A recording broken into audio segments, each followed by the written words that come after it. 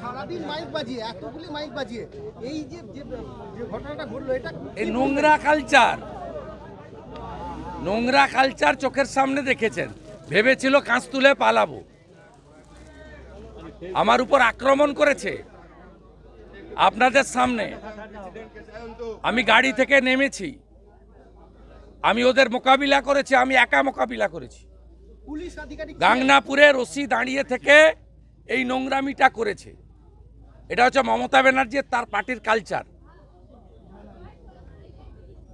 শ্রী চৈতন্যদেবের ভূমি তো এটা, মানুষ দেখছে।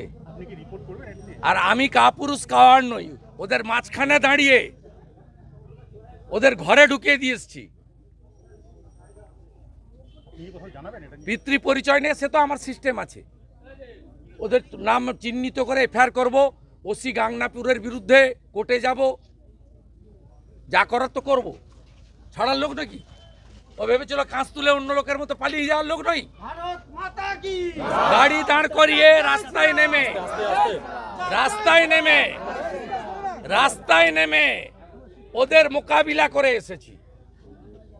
মৃত্যু একদিন হবে, দুদিন হবে না। কাপুরুষ নই, আমার বাড়ির লোক ব্রিটিশকে তাড়িয়েছে, তা আমাকে ভয় দেখাতে পারবে না।